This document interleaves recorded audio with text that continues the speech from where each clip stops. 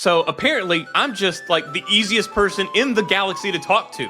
Everybody's just trusting me with their problems. You don't know me. I just got here, and I'm wearing the clothes of some dude that I just killed outside your door. Why are you telling me this? Yeah. Why would you trust me with this information? And why did you let your kid play in the forest, and now I've got to go find him? It's all stupid.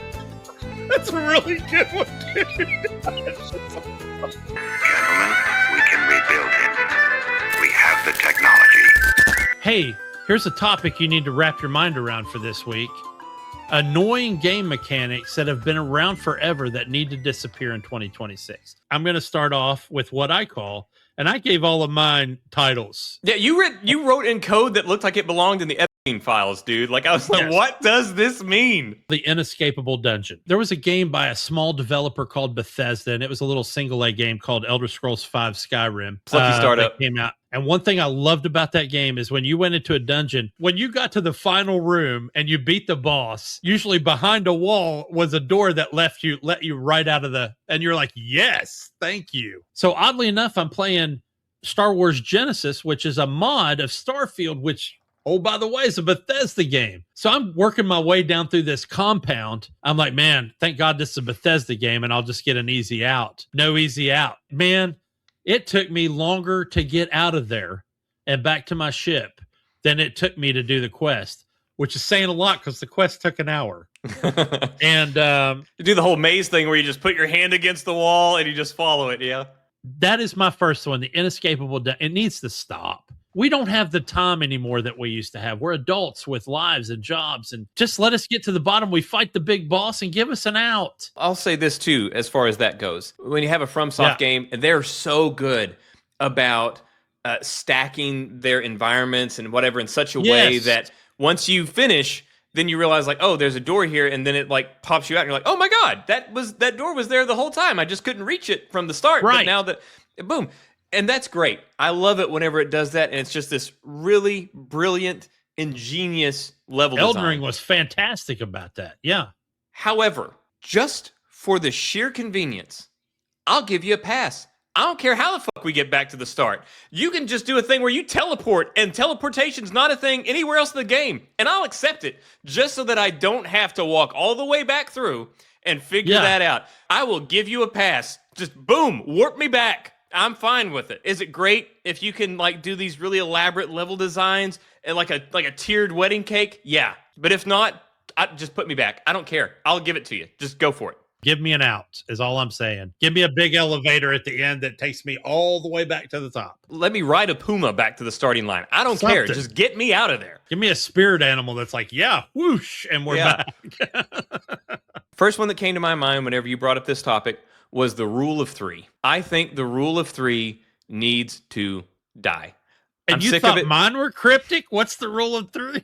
Okay, rule of three. Let's say, hey, you got to get through a door, okay? But you need a key. Unfortunately, that key's broken. How many pieces of that key are there? 3. You got to gather 3 pieces. You're right. Let's say that you have That's to. a really good one. Dude. You have to blow a generator, right? You got to blow a generator, and there's all sorts of power sources. How many power sources are there? How many shots does it take to blow them up? 3. If you're in a horror game and you come up to the door and you need to like shoulder check it to push it. Oh, these are good. How many shoulder checks does it take? It takes 3 fucking shoulder checks to break that door. Yeah. I'm sick of it, dude. We don't need to do it anymore. It's a video game. Kill it. Yes, kill it. It might be kind of cool the first time. Like, okay, you find a jammed door, and you kind of got get it in there. Okay, maybe that's a little bit of kind of like get you into it and make it feel more real.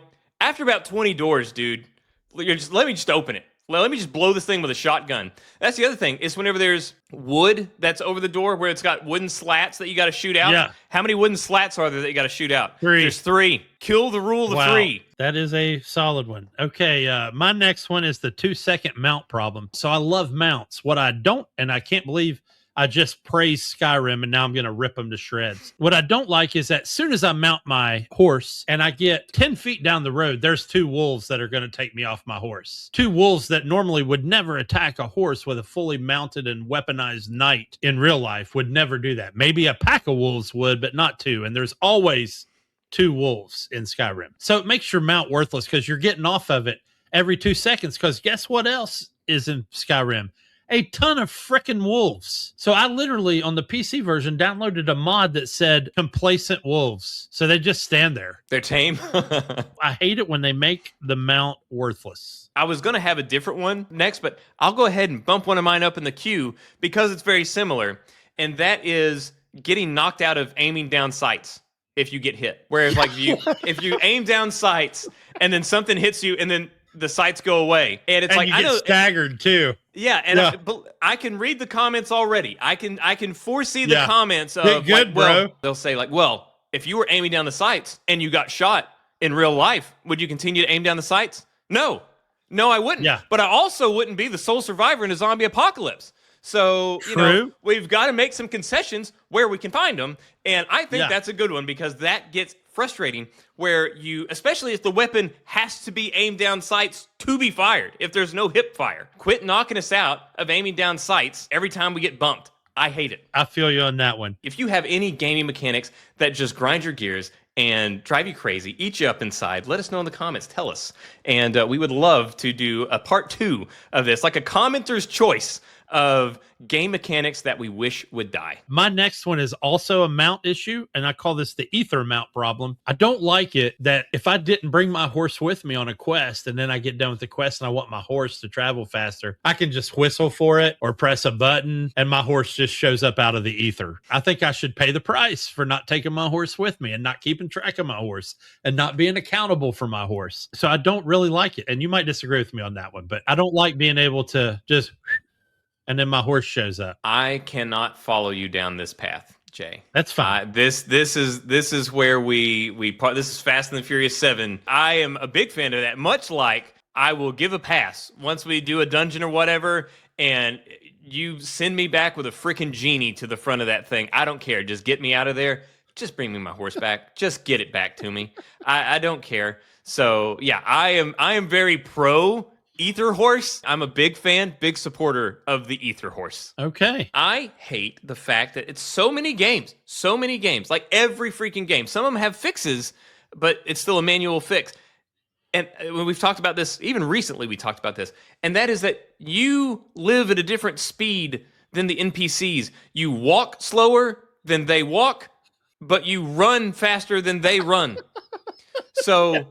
whenever you're walking or escorting or something along the way, you are either falling behind them because you're too slow, or you are running beyond them and you have to wait for them. I hate it. It makes no sense. Now, there have been a couple of games that have fixed this on horseback, not walking, and that was Red Dead Redemption and Witcher 3. They fix it by holding a button and it locks you into the follow and you stay at the same pace. You're matching the target speed. Yeah. However, so while I do appreciate that, guys, and Project and Rockstar, I appreciate you guys so much for doing that. However, I should be able to do that just without having to push a button because I should be able to just naturally follow the same gate. But at least you did something and you're the only ones that have done something about it. I hate that. My next one is what I call the Ponzi scheme help quest. And the funny thing is this aligns with the rule of 3. I'm playing Genesis the other night. I'm supposed to go meet a contact. So I get there. I need him to tell me where this hacker is. And he goes, man, I need you to do me a favor first. I've seen this movie before. This is 3 favors.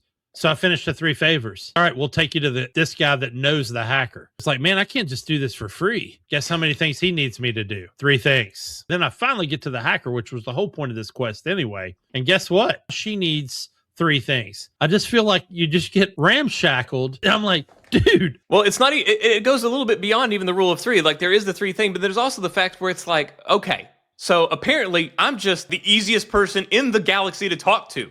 Everybody's just trusting me with their problems. You don't know me. I just got here, and I'm wearing the clothes of some dude that I just killed outside your door. Why are you telling me this? I'm like, this is why? Why would you trust me with this information? And why did you let your kid play in the forest? And now I've got to go find him. Like, it's all stupid. So I'm with you. This one's not a big one, but I just hate it. It's lazy, and it'll be like you do a mission or whatever. You start a mission, and then it says like, oh, follow Nigel to wherever. And then you just sit there and you just stare at Nigel. And Nigel ain't moving. So then you move and then Nigel follows you. Yes. Yeah. So you're not following Nigel. You're escorting Nigel. It's like, just tell me to escort him there, and I would have been moving 38 seconds ago. We could have already been halfway there. So that is just laziness. Even worse is whenever it does the thing, it says, hey, follow Nigel to wherever. And then you wait again. Nigel doesn't move. So you're like, okay, let me walk. And then Nigel stays there. And come to find out, Nigel's just not going to follow you. He's not going to lead you. He's going to teleport. He's just going to be there when you get there. Just change some wording. Say, hey, meet Nigel here, or escort Nigel here. And some games do it, but some games, they're just lazy and they use the wrong wording, and I just hate it. It's annoying. It's a little grievance. My next one is the Amnesia Trope. So here I am. I'm Revan. I'm this all-powerful Jedi. And I start the game not only in my underwear, but also with no memory of who I am, what And I very have sleepy. abilities for. And I don't feel like we need to do that anymore. I feel like instead of giving me amnesia with none of my abilities, let me start the game as a full-powered Force user, not necessarily aligned one way or the other. Make the enemies harder. Don't make me lose all of my skills, man. It's not even because it's stupid. It's because it doesn't make sense. No, to give a little bit of a pass to Knights of the Old Republic, it wasn't as heavily worn a trope at that time as it would become. Oh, yeah. But boy, did it become one. And now, no spoilers, but I will say that the extent to which they go in Mass Effect 2, after you just spent 60 hours maxing your dude out to be this unkillable badass in Mass Effect 1, to break you back down in the beginning of Mass Effect 2, the insane lengths that they go to bring you back down is brutal. Like, the trope is so strong that they're like, we have to do this just to bring you back down so that we can build you back up. The other one, in the same vein as the Amnesia Trope, is the, why do I always have to be the one? Skyrim, I'm the last Dragonborn. Whatever game you play, I'm the last of this. You're the one. You're the only one that... The chosen one. Give me a game where I'm just nobody. If you're not the one, then the story's not as interesting. Fair point. Yeah, whenever you're like, hey, why can't I be a nobody? Well, you can be. Play a Souls game, and they'll start you off in your underwear with a pot on your head. My last mechanic that I despise, you have some big boss and big bad, and you have to work for all this stuff, and you level up or whatever, and you can finally compete against them, and maybe you have to do it a few times, have this battle, and they've got the flaming sword of Marraketh or whatever the hell, I don't know, just some crazy wild thing. That was a good out of your ass weapon name. Yeah, nice. You slay this guy, you beat him, and then you go to loot his body, and there it is, flaming sword of Marraketh, and you equip it, and then you whip out a butcher knife. This thing was 3 stories tall not 20 seconds ago, and now it's right here, and the sword that I used to beat him to get this already is out-leveling this thing. This is worthless. I hate that. They have these massive, impressive weapons. You're like, oh man, if I could get that. And then when you get it, it looks like a freaking keychain. I absolutely agree with that, and I want to piggyback on that. Another one I hate is when you kill an enemy and you can't loot the stuff they're wearing or the weapon they're carrying.